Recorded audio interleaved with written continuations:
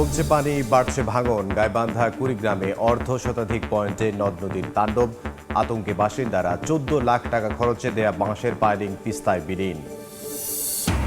সৌরবিদ্যুৎ উৎপাদনে নতুন দিগন্ত হতে পারে তিস্তা মহাপরিকল্পনা। উদ্ধার হওয়া জমিতে 1000 মেগাওয়াটের বেশি সৌরবিদ্যুৎ উৎপাদনের সম্ভাবনা। কমবে আমদানি নির্ভরতা। দিনাজপুরের বড়পুকুরিয়া থেকে কয়লা উত্তোলনে তীব্র কাঁপুনি। আশপাশের বাড়িঘরে ফাটল, দেবে গেছে রাস্তা। আতঙ্কে গ্রামবাসী।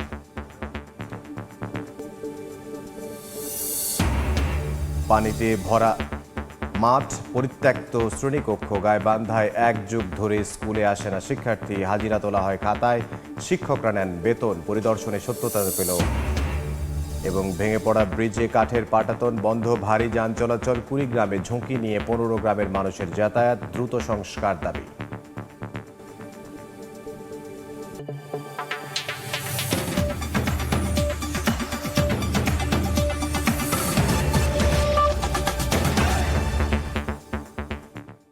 আমন্ত্রণ সময় সংবাদের নিয়মিত আয়োজন। বিভাগীয় সময়ে থাকছে সপ্তাহের 7 দিন ভিন্ন ভিন্ন বিভাগের সংবাদ নিয়ে। আজ থাকছে রংপুর বিভাগ, সঙ্গে আছে আমি ইমদাদুল হক। আবহাওয়া পরিস্থিতি উন্নতি হওয়ায় উত্তরাঞ্চলে কমছে বেশিরভাগ নদ নদীর পানি। তবে গাইবান্ধা ও কুড়িগ্রামে অর্ধশতাধিক পয়েন্টে নদ নদীতে ভাঙন দেখা দিয়েছে। এতে চরম আতঙ্কে নদী পাড়ের বাসিন্দারা।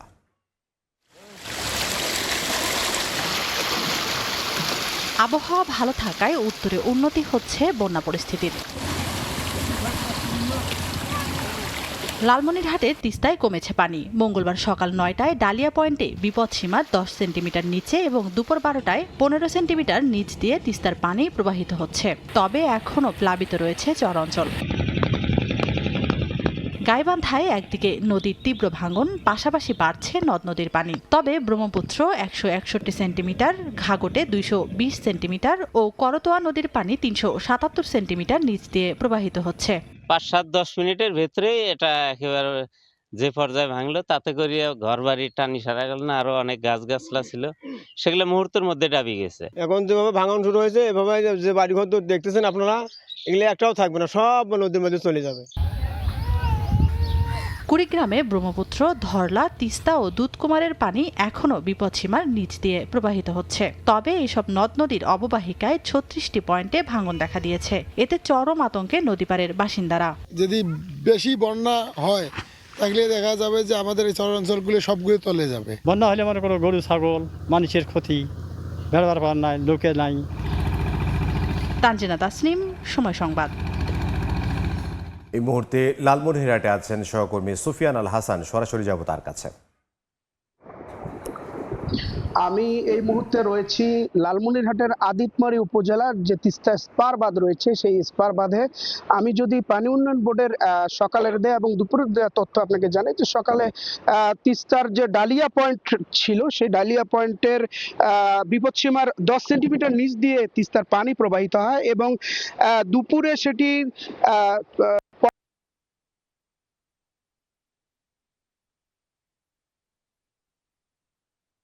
কিন্তু পানি আসেনি। আমরা এটি সরেজমিনে গিয়েও দেখেছি যে তারা এখনো পর্যন্ত তারা যেমনটা নিম্নাঞ্চলে প্রবেশ করেনি।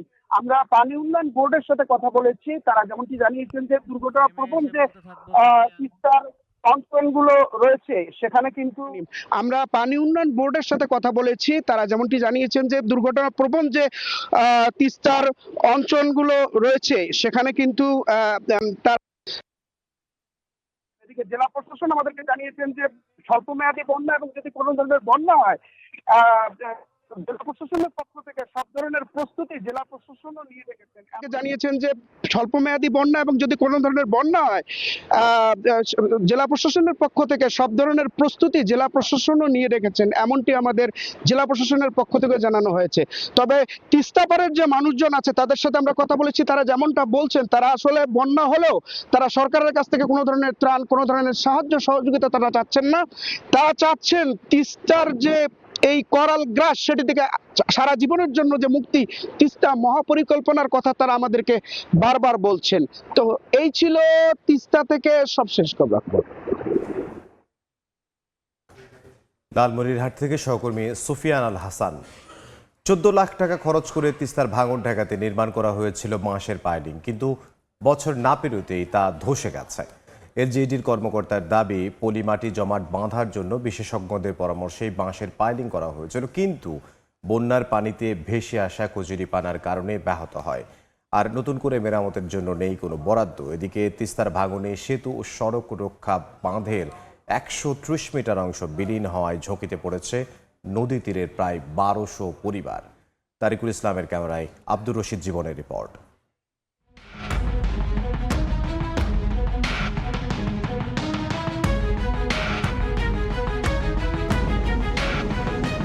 তিস্তার প্রবল স্রোত আর ঢেউয়ের আঘাতে ভেঙে যাচ্ছে রংপুরের মহিপুরের তিস্তা সেতুর পশ্চিম পাশের সেতু ও সড়ক রক্ষা বাঁধ। গত বছর নদীগর্ভে বিলীন হয়েছিল প্রায় 100 মিটার বাঁধ। চলতি বন্যায় গত দুদিনেই ভেঙেছে আরও 30 মিটার। ফলে হুমকির মুখে পড়েছে গুরুত্বপূর্ণ সেতু, মহাসড়ক এবং নদী তীরবর্তী হাজারো মানুষের বসতি। স্থানীয়দের অভিযোগ, টেকসই ব্যবস্থা না নিয়ে দায়সারাভাবে কাজ করায় বন্যার প্রথম ধাক্কাতেই ভেঙে গেছে বাঁশের পাইলিং। বড় বন্যা হয়নি, তাতে ভাঙি গেল। আর যদি এটা ভাঙি যায় তাহলে আমাদের বাড়িঘর সমস্ত ভাঙি যাবে। বানটা ওদিক থেকে আসতে আছে, কেউ কোনো কাজ করে না। ভাঙতে ভাঙতে যদি এভাবে ব্রিজ পর্যন্ত যায় তাহলে ব্রিজটাও হয়তো ঝুঁকিপূর্ণ হইতে পারে। এত দূর ভাঙি গেছে, এখন তো কোনো খবরই নেই। বসত বাড়ির জমি জমা আবাদ সুবিধা দিলে গেলে এইগুলো চাইবি করে কি করি খেবি। একদিনের বন্যায় কিন্তু এই পাইলিং কিন্তু ভেসে গেছে। 2 বছর থেকে এই বাঁধটি যে বিলীন হয়ে যাচ্ছে, কর্তৃপক্ষ যথাযথ এখনো কোনো পদক্ষেপ নিচ্ছে না। এলজিইডি কর্মকর্তার দাবি, পলিমাটি জমাট বাঁধার জন্য বিশেষজ্ঞদের পরামর্শেই বাঁশের পাইলিং করা হয়েছিল, কিন্তু বন্যার পানিতে ভেসে আসা কচুরিপানার কারণে ব্যাহত হয়। এখন নতুন করে কাজ করার মতো কোনো বরাদ্দ নেই বলে জানান তিনি। ব্যাম্বু স্পারের অপর প্রান্তে পলি জমবে এবং এটা পলি জমতে এটা এই সমস্যার সমাধান হয়ে যাবে। তো সেটা হঠাৎ করে এই অতিরিক্ত বন্যায় কোনো কচুরিপানা এসে ওই জায়গাটা গোটাটাই ওয়াশ হয়ে গেছে। টাকা নাই, যখন করা যাচ্ছে না, এটাই তো মেন সমস্যা। ওই খাতে তো টাকা নাই, আমরা তো প্রপোজাল সাবমিট করছি। ভাঙন ঠেকাতে গত বছর 14 লাখ টাকা ব্যয়ে 200 মিটার এলাকায় বাঁশের পাইলিং করে এলজিইডি। আব্দুর রশিদ জীবন, সময় সংবাদ, রংপুর। সৌরবিদ্যুৎ উৎপাদনের নতুন দিগন্ত হতে পারে তিস্তা মহাপরিকল্পনা। বিশেষজ্ঞরা বলছেন, এই প্রকল্পের মধ্য দিয়ে যে পরিমাণ ভূমি উদ্ধার হবে, তাতে করে 1000 মেগাওয়াটের বেশি সৌরবিদ্যুৎ উৎপাদন সম্ভব। এর ফলে একদিকে যেমন কমবে আমদানি নির্ভরতা, অন্যদিকে সরকারের নবায়নযোগ্য জ্বালানি, বিশেষ করে সৌরবিদ্যুৎ উৎপাদন বাড়াতে যে উদ্যোগ, সেটিও সফল হবে। তিস্তা নিয়ে নাজবুল ইসলাম নিশাতের 2 পর্বের প্রতিবেদনের শেষটি আজ। ছবি তুলেছেন শাকিল মাহমুদ।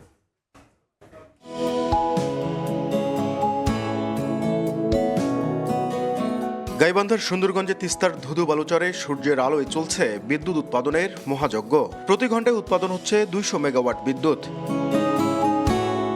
তবে বড় প্রশ্ন, প্রয়োজনীয় জমি কোথায় পাওয়া যাবে? এর সম্ভাব্য উত্তর হিসেবে সামনে আসছে বহুল আলোচিত তিস্তা মহাপরিকল্পনা। প্রস্তাবিত সমীক্ষা অনুযায়ী নদী ব্যবস্থাপনা ও ভূমি উন্নয়নের মাধ্যমে প্রায় 170 বর্গ কিলোমিটার জমি পুনরুদ্ধার হবে। এর মধ্যে প্রায় 73 বর্গ কিলোমিটার জমি শিল্পায়ন ও সৌরবিদ্যুৎ প্রকল্পের জন্য ব্যবহারের পরিকল্পনার কথা উল্লেখ করা হয়েছে। যদি আমরা করতে পারি তাহলে আমরা বিকল্প জ্বালানি যেমন আমরা আত্মনির্ভরশীল হতে পাবো, এবং এই জীবাশ্ম জ্বালানির জন্য কারো কাছে, দাতা দেশের কাছে, তার চোখ রাঙ্গারির কাছে আমরা পরাস্ত হব না, এবং আমরা ধীরে ধীরে এই নবায়িত জ্বালানির একটা বড় কেন্দ্র হিসাবে তিস্তা মহাপরিকল্পনার যে ক্ষেত্র, এই ক্ষেত্র প্রসারিত হবে। বিশেষজ্ঞরা বলছেন, বাংলাদেশের নবায়নযোগ্য জ্বালানি সম্প্রসারণের সবচেয়ে বড় বাধাগুলোর একটি জমির সংকট। তিস্তা মহাপরিকল্পনার মাধ্যমে উদ্ধার হওয়া জমি পরিকল্পিতভাবে ব্যবহার করা গেলে উত্তরাঞ্চলে গড়ে উঠতে পারে বৃহৎ সৌরবিদ্যুৎ পার্ক। 2 ধরনের সোলার প্যানেল যদি আমরা এখানে ইনস্টল করি, তাহলে এখান থেকে দেখা যাবে আমরা more than 500 megawatt electricity generate করতে পারবো, এবং সেটা আমাদের যে ন্যাশনাল গ্রিড বা আমাদের যে তেল গ্যাস ভিত্তিক যে বিদ্যুৎ উৎপাদন, সেটার উপরে চাপ কম হবে। এবং আমাদের বাংলাদেশে যে গ্যাস রয়েছে, সেটারও সম্ভাবনা যদি ফার্দার আবিষ্কার না হয়, তাহলে হয়তো 15-20 বছরের ভিতরে কি হবে আমরা সেটা প্রেডিক্ট করতে পারছি না। তিস্তা মহাপরিকল্পনা বাস্তবায়নের মধ্য দিয়ে শুধুমাত্র কৃষি, শিল্প ও নদী ব্যবস্থাপনাই নয়, একই সাথে উন্মোচিত হতে পারে নবায়নযোগ্য জ্বালানির নতুন দিগন্ত। নাজবুল ইসলাম নিশাত, সময় সংবাদ, রংপুর। এ নিয়ে বিস্তারিত জানাতে রংপুর থেকে সরাসরি যুক্ত হচ্ছেন সহকর্মী নাজবুল ইসলাম নিশাত। তার সঙ্গে আলোচনায় অংশ নিচ্ছেন বেগম রোকেয়া বিশ্ববিদ্যালয়ের দুর্যোগ বিজ্ঞান ও ব্যবস্থাপনা বিভাগের সহযোগী অধ্যাপক আব্দুল্লাহ আল মাহবুব। আমরা সরাসরি যাচ্ছি আলোচনায়। বৈশ্বিক নানা কারণে জ্বালানি সংকট যখন তীব্র হচ্ছে তখন বাংলাদেশেও কিন্তু এর প্রভাব পড়েছে এবং আমরা দেখছি যে বর্তমান সরকার নবায়নযোগ্য জ্বালানির দিকে গুরুত্ব দিচ্ছে এবং সেই জায়গা থেকে যদি আমরা বলি যে সৌরবিদ্যুৎ প্রকল্পের দিকেই মূলত গুরুত্বটি দেয়া হচ্ছে, তবে সৌরবিদ্যুৎ প্রকল্প স্থাপনের ক্ষেত্রে জায়গা একটি বড় বিষয় এবং আমরা দেখছি যে তিস্তা মহাপরিকল্পনার কথা বলা হচ্ছে এবং সেখানে যে পরিমাণ ভূমি উদ্ধার হবে, সেখানে যে পরিমাণ সৌরবিদ্যুৎ প্রকল্প নেওয়া যেতে পারে, সেখানে কিন্তু বিপুল পরিমাণ বিদ্যুৎ উৎপাদন সম্ভব। আমরা আজকে এইসব বিষয় নিয়ে আলোচনা করব। তিস্তা মহাপরিকল্পনা কেন সৌরবিদ্যুৎ উৎপাদনে বড় গুরুত্ব রাখবে, আমার সাথে অতিথি হিসেবে রয়েছেন বেগম রোকেয়া বিশ্ববিদ্যালয়ের সহযোগী অধ্যাপক আব্দুল আল মাহবুব। আমরা একটু আলোচনা যেতে চাই। তিস্তা মহাপরিকল্পনার কথা বলছি এবং আপনি বললেন যে জায়গা একটি বড় বিষয় এই প্রকল্প স্থাপনের ক্ষেত্রে। আসলে এই প্রকল্প সৌরবিদ্যুৎ উৎপাদনের ক্ষেত্রে কি ধরনের ভূমিকা রাখবে? আসলে দেখেন যে আমাদের বাংলাদেশ একটা ছোট রাষ্ট্র এবং এখানে জনসংখ্যা অনেক বেশি, প্রায় 20 কোটির কাছাকাছি। এখানে আমাদের ল্যান্ডের সংকট, যেহেতু রংপুরে এখানে আমাদের তিস্তা মহাপরিকল্পনা হচ্ছে, এখানে কিন্তু আমরা একটা বড় জায়গা পাবো এবং এখানে আমরা মেশিন লার্নিং করে যেটা জানতে পারলাম, সেখানে আপনার যদি আমরা গ্রাউন্ড মাউন্টেড বিদ্যুৎ মানে হচ্ছে সোলার প্যানেল ওখানে ইনস্টল করতে পারি, তাহলে সেখান থেকে প্রায় 1000 মেগাওয়াট পর্যন্ত বিদ্যুৎ উৎপাদন করা সম্ভব। আবার যদি আমরা এখানে ফ্লোটিং ফটোভোল্টাইক, যেটা তার মানে পানিতে ভাসমান, যেটা আমাদের যে তিস্তা যে পরিকল্পনা রয়েছে সেটা মানে হচ্ছে বাস্তবায়ন হলে তখন দেখা যাবে আমাদের নদীর নাব্যতা ফিরে পাবে এবং আমাদের তিস্তা নদীতে প্রচুর পরিমাণে পানি থাকবে এবং তখন আমরা এই পানির মানে নদীর দুধারে অথবা নদীর মাঝখানে আমরা ফ্লোটিং সোলার প্যানেল এখানে বসাতে পারবো এবং সেখান থেকে আমাদের মেশিন লার্নিং এ যেটা বলে দিচ্ছে সেটা হচ্ছে প্রায় 500 থেকে 800 মেগাওয়াট বিদ্যুৎ উৎপাদন করা বা তার চেয়ে বেশি বিদ্যুৎ উৎপাদন করা সম্ভব। তো আমরা এই গত মাসেই আমরা দেখতে পেলাম যে সারা বাংলাদেশে যখন আমাদের অয়েল ক্রাইসিস ছিল বৈশ্বিক কারণে, সেখানে দেখুন আমাদের কি অবস্থা হয়ে দাঁড়িয়েছিল। এখন একটা দেশকে যদি টিকে থাকতে হয় তাহলে সেখানে জ্বালানির বিকল্প কিছুই নেই এবং সেই দেশে বিদ্যুৎটা হচ্ছে সবচেয়ে বড় প্রকল্প। বিদ্যুৎ যদি না থাকে তাহলে কিন্তু আমাদের এখানে অফিস আদালত চলবে না, আমাদের হচ্ছে এই ইন্ডাস্ট্রিগুলো চলবে না। আর আমাদের যে সৌরবিদ্যুৎ, এই সৌরবিদ্যুৎ আমরা এখানে মেগা প্রকল্প। জ্বালানির দিকে গুরুত্ব দিতে হবে, নবায়নযোগ্য জ্বালানি। এই মুহূর্তে আসলে নবায়নযোগ্য জ্বালানির দিকে গুরুত্ব দেওয়া কেন জরুরি? এই জন্যই জরুরি, যেহেতু আমাদের ফসিল ফুয়েল বেসড যে পাওয়ার প্ল্যান্ট গুলো, সেগুলো তো মূলত চলে অয়েল গ্যাস বা কয়লা ভিত্তিক এবং সেগুলো আমাদের দেখা যাচ্ছে যে সারা ওয়ার্ল্ডেই 40 থেকে 50 বছরের ভিতরেই ফসিল ফুয়েল গুলো শেষ হয়ে যাবে। তখন আমাদের অল্টারনেটিভ ওয়ে কি হবে? এবং এগুলো ইউরোপ, আমেরিকা, চায়না ওরা কিন্তু বুঝে গেছে। ওরা কিন্তু সৌরবিদ্যুৎ, তারপরে wind energy, hydro electric power plant, tidal energy, ocean wave energy, এগুলোকে কাজে লাগাচ্ছে। তাহলে আমরা কেন পিছিয়ে থাকবো? আমাদেরকেও বিশ্বের সাথে তাল মিলিয়ে চলতে হলে অবশ্যই, যেহেতু আমাদের এখানে ল্যান্ডের জায়গা কম, সেখানে আমাদের অবশ্যই সোলার প্যানেলের দিকে আগ্রহী হওয়া উচিত। আপনারা ছোট্ট করে একটু জানতে চাই, মানে সৌরবিদ্যুতের দিকে কেন গুরুত্ব দিচ্ছেন? এই জন্যই গুরুত্ব দিচ্ছে যে রিনিউয়েবল এনার্জি সোর্স আমাদের বাংলাদেশের সৌরবিদ্যুৎটাই সবচেয়ে বেশি অ্যাপ্লিকেবল। এখানে আমরা চাইলে রংপুরে কিন্তু উইন্ড এনার্জি স্থাপন করতে পারবো না। এটা আমাদের সম্ভব হচ্ছে সাউদার্ন অঞ্চলে, যেখানে বে অফ বেঙ্গলের কাছাকাছি, সেখানে আমরা উইন্ড এনার্জি পারবো। কিন্তু রংপুরের মতো এলাকায়, এখানে নদীর তীরবর্তী এই সমস্ত এলাকায় আমরা এখানে মানে হচ্ছে উইন্ড এনার্জি পাচ্ছি না বা এখানে ইনস্টল করা সম্ভব না, ইকোনমিক্যালি ভায়াবল হবে না। কিন্তু সোলার বিদ্যুৎ কিন্তু এখানে আমরা ইজিলি ইনস্টল করতে পারি এবং আমাদের অল্টারনেটিভ সোর্স হিসাবে এখন সোলার বিদ্যুৎটাই বাংলাদেশের জন্য সবচেয়ে বেশি অ্যাপ্লিকেবল। এজন্য এদিকে আমাদেরকে অবশ্যই ধাবিত হওয়া উচিত। ধন্যবাদ আপনাকে আমাদের সাথে যুক্ত হওয়ার জন্য। আমরা আলোচনা করছিলাম তিস্তা মহাপরিকল্পনা বাস্তবায়িত হলে যে পরিমাণ ভূমি উদ্ধার হবে, সেখান থেকে 1000 থেকে 1500 মেগাওয়াট বিদ্যুৎ উৎপাদন করা সম্ভব এবং সেক্ষেত্রে সৌর বিদ্যুতের দিকেই গুরুত্ব দিচ্ছেন গবেষকরা। তো সবকিছু মিলে আজকে আমাদের আলোচনার বিষয়বস্তু এই ছিল এবং আমার সাথে অতিথি হিসেবে ছিলেন বেগম রোকেয়া বিশ্ববিদ্যালয়ের সহযোগী অধ্যাপক আব্দুল আল মাহবুব। রংপুর থেকে সহকর্মী আব্দুর রশিদ, মাফ করবেন, রংপুর থেকে আমাদের সহকর্মী যোগ দিয়েছিলেন এবং তার সঙ্গে ছিলেন একজন অতিথি। বিভাগীয় সময় আরও থাকছে। পরিত্যক্ত সংক্রামক ব্যাধি হাসপাতাল ভবন, রংপুর মেডিকেলের একটি ওয়ার্ডে উত্তরাঞ্চলের কোটি মানুষের চিকিৎসা। নতুন কোনো মহামারীতে বড় সংকটে পড়ার শঙ্কা চিকিৎসকের। দিনাজপুরের বড় পুকুরিয়া কয়লা খনি থেকে কয়লা উত্তোলনের কারণে নতুন করে বাড়ি ঘরে ফাটল ও রাস্তাঘাট দেবে গেছে। মাঝ রাতে প্রায় কেঁপে ওঠে বাড়িঘর। অনেক স্থানে 2 থেকে 3 ফুট জায়গা দেবে গেছে। এতে গ্রামবাসীর মধ্যে তৈরি হয়েছে আতঙ্ক। স্থায়ী সমাধানের জন্য বারবার চিঠি দেওয়া হলেও খনিজ সম্পদ মন্ত্রণালয় পদক্ষেপ নেয়নি, অভিযোগ বসতবাড়ি রক্ষা কমিটির।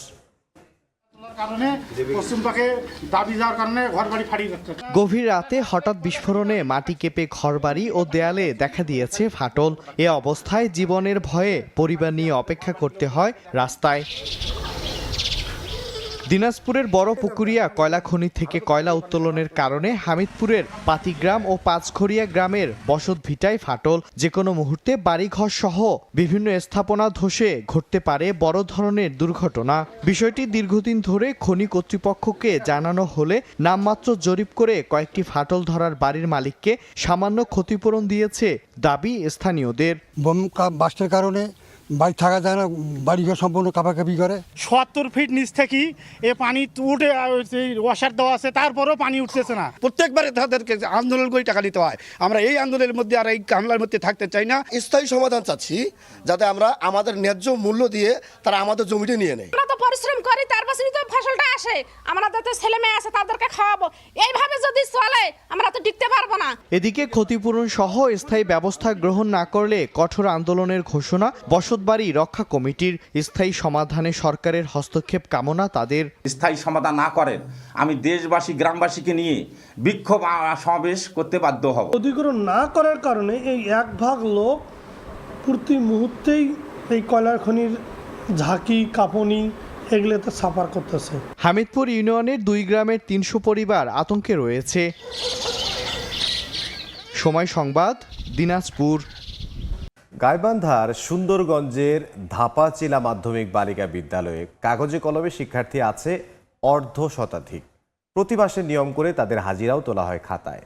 মাস শেষে শিক্ষক কর্মচারীরা তুলছেন নিয়মিত বেতন ভাতাও, কিন্তু বাস্তবে প্রায় 1 যুগ ধরে কোনো শিক্ষার্থী আসেনি বিদ্যালয়টিতে। এ বিষয়ে ব্যবস্থা নেওয়ার কথা জানিয়েছে জেলা প্রশাসন। সোহেল রানার তোলা ছবিতে বিপ্লব ইসলামের রিপোর্ট। কাগজে কলমে 1/2 শতাধিক খাতার পাতায় নিয়মিত হাজিরাও পড়ছে তাদের, কিন্তু বাস্তবে মাঠ জুড়ে শুধুই কাদাপানি আর শুনশান নীরবতা। স্থানীয়দের অভিযোগ, যেখানে শিক্ষার আলো ছড়ানোর কথা সেখানে 1 যুগেরও বেশি সময় ধরে পা পড়েনি কোনো শিক্ষার্থীর। এ চিত্র গাইবান্ধার সুন্দরগঞ্জের ধাপাচিলা মাধ্যমিক বালিকা বিদ্যালয়ের। কাদাপানিতে ভরা মাঠ, একপাশে লম্বা টিন শেড ঘর, ভাঙা টিনের বেড়া, ভিতরে খড়ের একাধিক পালা, নেই কোনো বেরেন, চেয়ার বা টেবিল। এলাকাবাসীর দাবি, মাথার উপর জাতীয় পতাকা উঠলেও এ বিদ্যাপীঠে শিক্ষার কোনো বালাই নেই। শিক্ষকরা বিদ্যালয়ে এসে হাজিরা খাতা স্বাক্ষর করে দুপুরের আগেই আবার চলে যান। এখন ছাত্রীও নাই, পড়াশোনাও নেই। মাস্টাররা এসে তারা বসে থাকে, চলে যায়, তালা মারা থাকে সব সময়। এটা একদিন 2 দিন 2, 4, 5 বছর রাতে দেখতে আছে। অভিযোগের বিষয়ে জানতে গেলে পাওয়া যায়নি প্রধান শিক্ষককে। তবে সহকারী প্রধান শিক্ষক সহ অন্য শিক্ষকরা শিক্ষার্থীদের অনুপস্থিতির বিষয়ে দেন নানা অজুহাত। পানি ওঠার কারণে বাচ্চাগুলো আজকে আসেনি, বুঝছেন। কালকে ওই বাথরুমটাতে যাওয়ার মতো পরিবেশ ছিল না। এখানকার আয়া উনি অসুস্থতার কারণে বাচ্চাগুলোকে নিয়ে আসে, অসুস্থ কারণে আসতে পারে নাই বলিয়া ওই বাচ্চাগুলো আজকে তো আসে। কিছুদিন আগে জেলা শিক্ষা অফিসার স্যার আমাদের আসছিলেন, উনি আমাদের কিছু অ্যাডভাইস দিয়ে গেলেন। জেলা মাধ্যমিক শিক্ষা কর্মকর্তা বলেন, সরজমিনে গিয়ে মেলেনি শিক্ষার্থীদের দেখা, আর এ বিষয়ে ব্যবস্থা নেওয়ার কথা জানিয়েছে জেলা প্রশাসন। আমি যতটুকু দেখছি তাতে এটা চলতে দেওয়া যায় না, এটা আমিও চলতে দিব না, কারণ এটার বিরুদ্ধে যা করণীয় দরকার বিভাগীয় ব্যবস্থা সেটা আমি নেওয়ার চেষ্টা করি। আমরা এই বিষয়টি সম্পর্কে অবগত হয়েছি, আমরা যথাযথভাবে পর্যবেক্ষণ করে যাচাই করে বিধি মোতাবেক ব্যবস্থা নেব। গাইবান্ধার সুন্দরগঞ্জে 1995 সালে ধাপাচিলা মাধ্যমিক বালিকা বিদ্যালয়টি স্থাপিত হয়। এই বিদ্যালয়টিতে শিক্ষক কর্মচারী রয়েছেন 17 জন। বিপ্লব ইসলাম, সময় সংবাদ, গাইবান্ধা। বিভাগের সময়ে আরও থাকছে।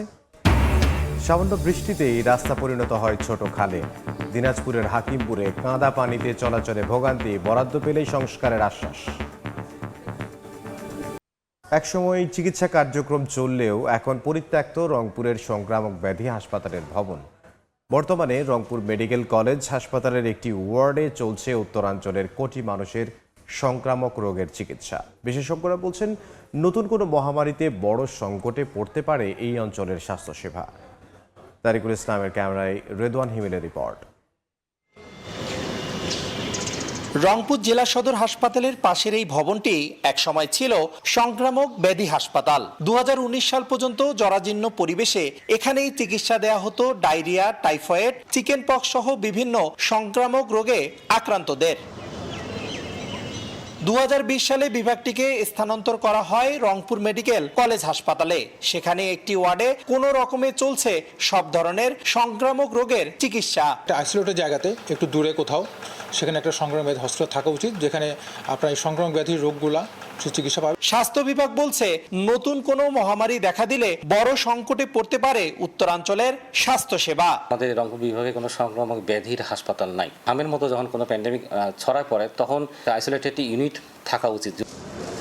বিশেষজ্ঞরা বলছেন আলাদা কোনো ওয়ার্ডে চিকিৎসা নয়, রংপুরে একটি সংক্রামক ব্যাধি হাসপাতাল এখন সময়ের দাবি।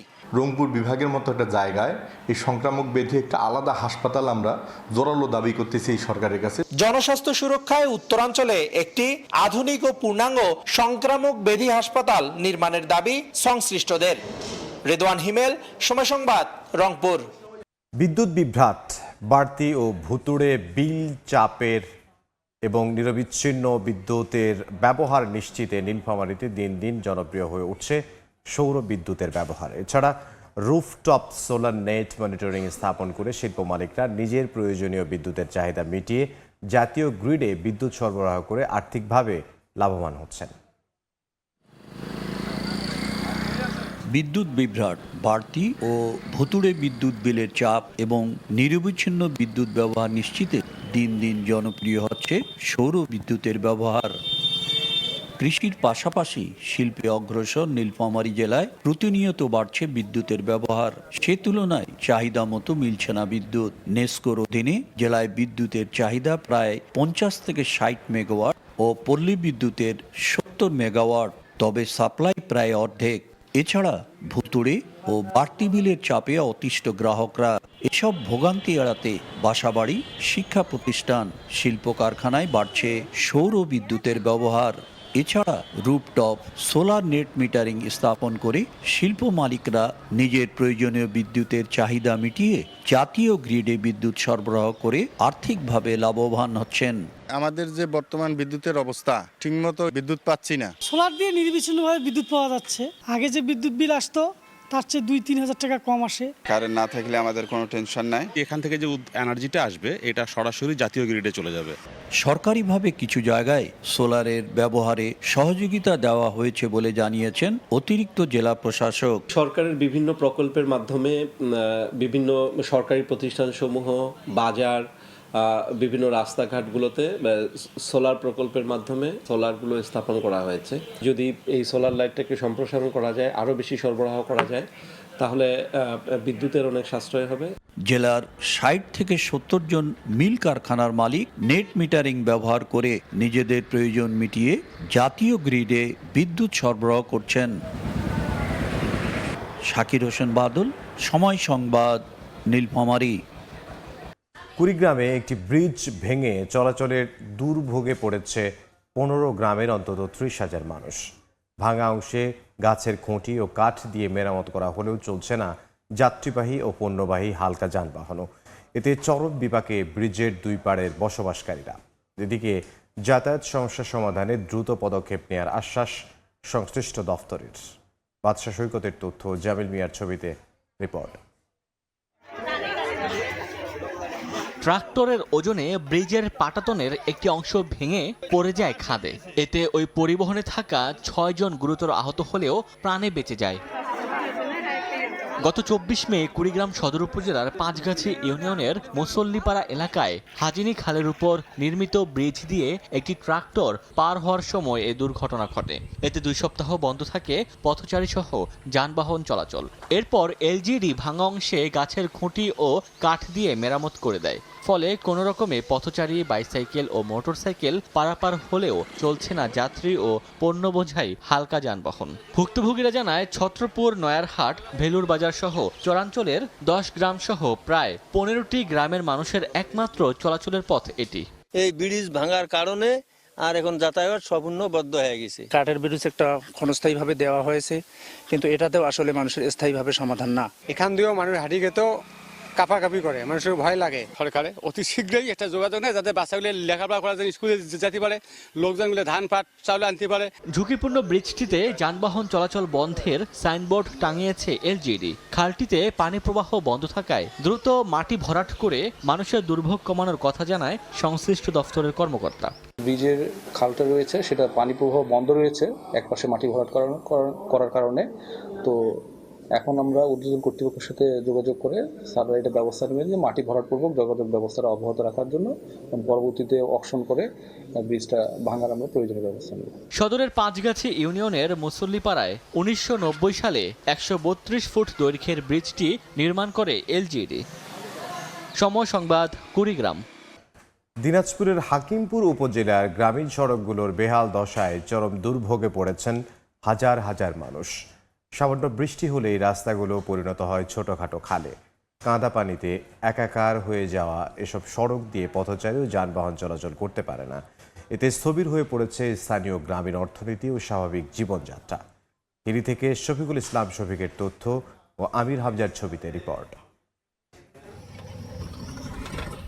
এই চিত্র দিনাজপুরের হিলির আলিহাট ইউনিয়নের রিকাবি চকচকা গ্রামে যাওয়ার রাস্তা। প্রায় 2 কিলোমিটার দীর্ঘ এই সড়ক সামান্য বৃষ্টিতেই চলাচলের অনুপযোগী হয়ে পড়ে। শুধু এই এলাকায় নয়, হাকিমপুর উপজেলার বেশ কিছু গ্রামীণ সড়কের একই অবস্থা। অধিকাংশ কাঁচা রাস্তায় মাটি সরে গিয়ে বড় বড় গর্তের সৃষ্টি হয়েছে। সামান্য বৃষ্টি হলেই এসব গর্তে পানি জমে সেগুলো পরিণত হয় ছোট ছোট ডোবায়। এতে রাস্তাগুলো ভয়াবহভাবে কর্দমাক্ত ও পিচ্ছিল হয়ে পড়ে। ফলে পায়ে হেঁটেও চলাচল করা কঠিন হয়ে যায়। কাদা হয়, এ বিষয়ে স্থানীয় উপজেলা প্রকৌশলী জানান, ইতোমধ্যে বেশ কিছু রাস্তার তালিকা তৈরি করে ঊর্ধ্বতন কর্তৃপক্ষের কাছে পাঠানো হয়েছে। অবশিষ্ট রাস্তাগুলো আমরা আরো প্রায় 20 কিলোমিটার রাস্তা বিভিন্ন প্রকল্পের মাধ্যমে ডিপিপি ভুক্তকরণ এবং প্রস্তাব প্রেরণ করেছি অলরেডি। দিনাজপুরের হাকিমপুর উপজেলায় 3টি ইউনিয়ন ও একটি পৌরসভায় বর্তমানে মোট 53.17 কিলোমিটার কাঁচা সড়ক রয়েছে। সময় সংবাদ, হিলি। বিভাগীয় সময়ের শীর্ষ সংবাদগুলো জানিয়ে দিচ্ছে আরও একবার। কমছে পানি, বাড়ছে ভাঙন। গাইবান্ধা কুড়িগ্রামে অর্ধশতাধিক পয়েন্টে নদ নদীর তাণ্ডব। আতঙ্কে বাসিন্দারা 14 লাখ টাকা খরচে দেয়া বাঁশের পাইলিং তিস্তায় বিলীন। সৌর বিদ্যুৎ উৎপাদনে নতুন দিগন্ত হতে পারে তিস্তা মহাপরিকল্পনা। উদ্ধার হওয়া জমিতে 1000 মেগাওয়াটের বেশি সৌর বিদ্যুৎ উৎপাদনের সম্ভাবনা। কমবে আমদানি নির্ভরতা। দিনাজপুরের বড়পুকুরিয়া থেকে কয়লা উত্তোলনে তীব্র কাঁপুনি। আশপাশের বাড়িঘরে ফাটল, দেবে গেছে রাস্তা। আতঙ্কে গ্রামবাসী।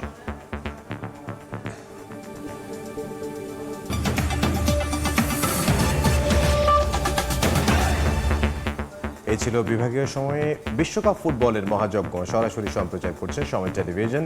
দেখতে চোখ রাখুন সময়ের পর্দায়। এরপর আন্তর্জাতিক সময় নিয়ে আসছে কিছুক্ষণ পর। সঙ্গে থাকুন সময়।